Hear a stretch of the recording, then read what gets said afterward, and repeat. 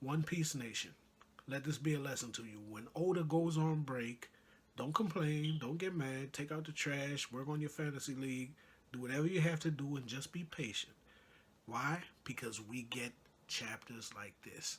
One Piece 846. Here are my impressions.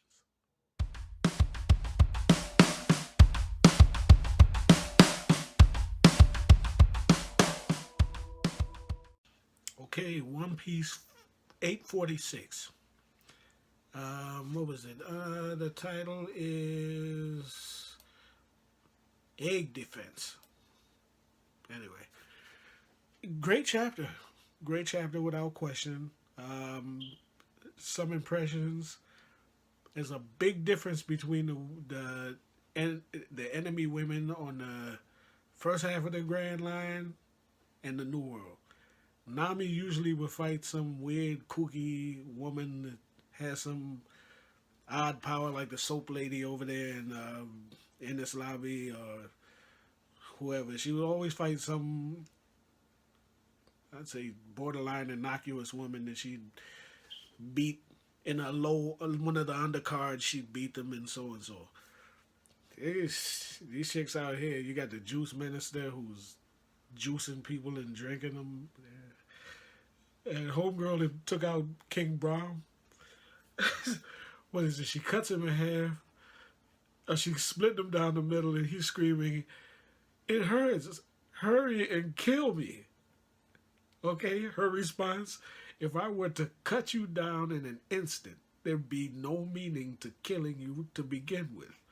I'll kill you at the most painful and agonizing speed possible." All right, so the women on this in the Grand Line and Big Mom's people specifically are not to be messed with. Having said that, Luffy and Nami put up a good fight. They didn't take out any of the heavyweights. They took out the pawns, but given Luffy's condition and the forces arrayed against them, I still say they did very well. They fought the good fight. My only complaint is I would like to have seen Nami do some on-screen damage. This is the New World. You got to see that girl beast out, calling down the thunder, bringing it. I mean, we never seen Nami as a real imposing threat in the New World, and I would have liked to have seen that, but apparently she was. The first lady that confronted her said, you know, what did she say? She said, and I'd like to quote this if I could. She said, "I got careless for a moment there. Who would have thought that this little girl was capable of bringing down such ridiculously huge lightning bolts?" Now, in anime, usually when somebody says they were careless, they're really surprised and impressed. So Nami put in some work. And we seen Luffy put in some work, so I would have liked to have seen Nami blow some people away with gusts of wind, lightning, hail, or whatever. It didn't happen, so, but whatever, we can let that go. So that part of the battle is over. Clearly, these two have been captured. Luffy went down swinging. He did his best with these people. I mean, the fellow with the book, book Nomi or whatever he did. He trapped my man in the book world and set him up for the other minister that had the what was this guy was uh, the fellow looked like snot or whatever, the cream Nomi guy. He set him up for his attack.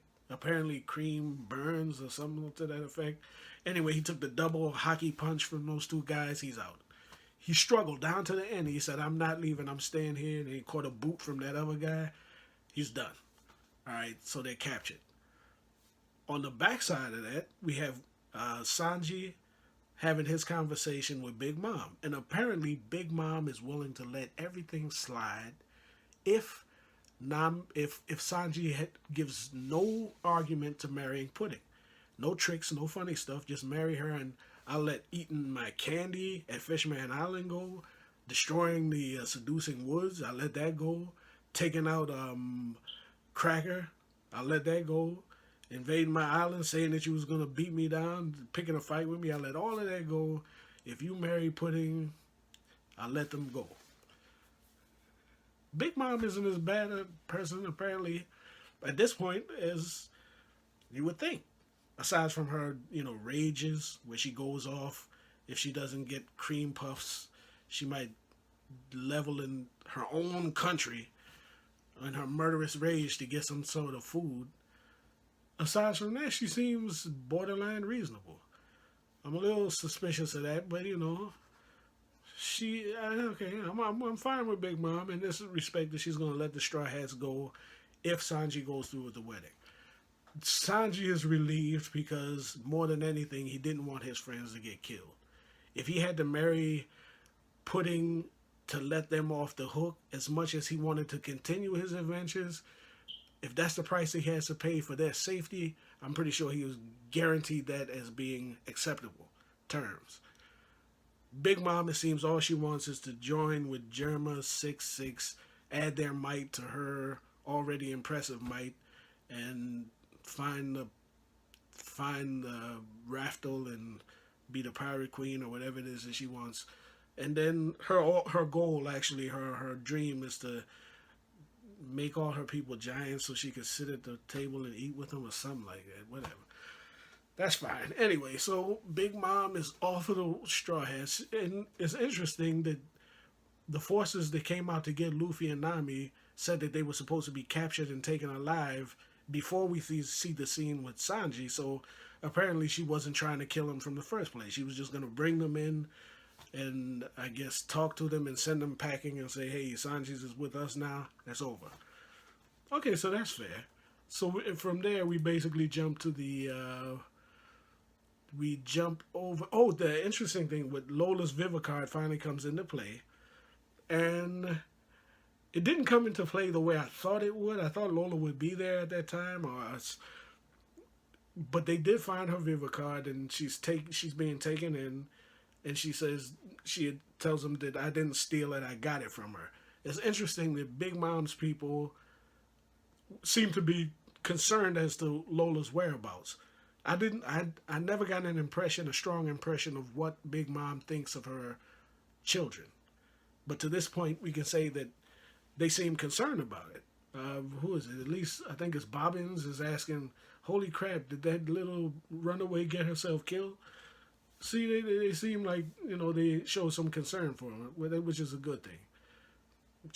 Mothers should be concerned about their children. Anyway, so then we go to the scene about the poneglyphs, which also progresses the story a bit, but in an interesting way.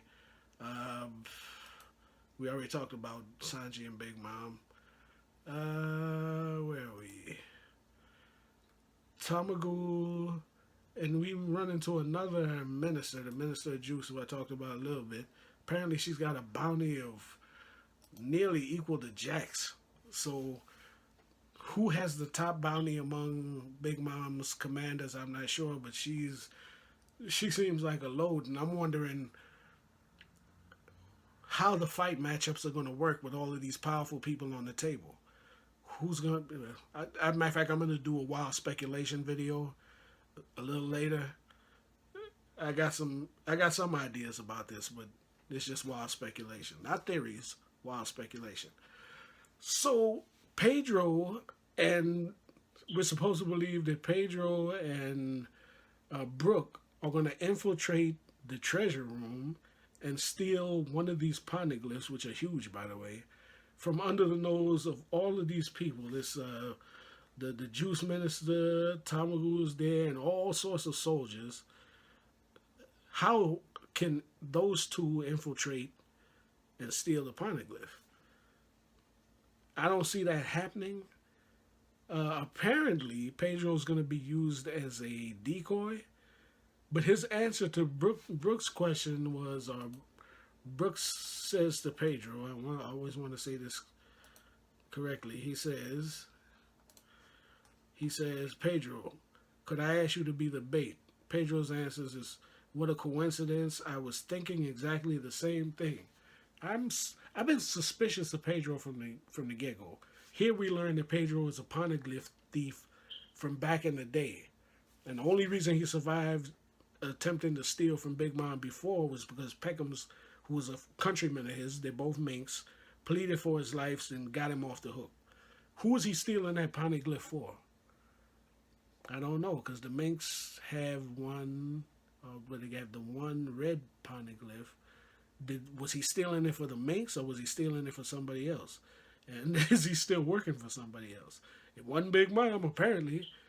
And we find out that these Yonko are stealing poneglyphs from each other. So was he paid by somebody to steal poneglyphs? Is he still being paid by somebody to steal poneglyphs? When he says to Brook, what a coincidence, I was thinking the same thing. Does he mean that I'm going to be the decoy so that you can steal a poneglyph? Or you're going to be the decoy and I'm going to steal a poneglyph and leave you out hanging? I don't know. I'm suspicious of Pedro. I'm suspicious of Pudding. I'm suspicious of a lot of people in this game. But I'm gonna get into that in the speculation video. But it's a great chapter. Oda's on a roll. He's definitely on a roll. He's setting up things in an unpredictable way. A lot. It's you can't make heads or tails of it in an entertaining type way. So I love the chapter. I love the last 3-4 chapters. Actually, it's really starting to juice up. It's really starting it's coming to a head. It seems like, and we're just moments away apparently from the wedding, and everything's gonna pop off at the wedding. You know, the red velvet wedding or whatever they're calling it now. I have wild speculation on that, but we'll get to that shortly. So I love the chapter. I hope you love the chapter also. Look forward to next week since we're not on break. So, we'll see what happens in One Piece 847 shortly. So, until then, hang loose or stay loose. I'm out.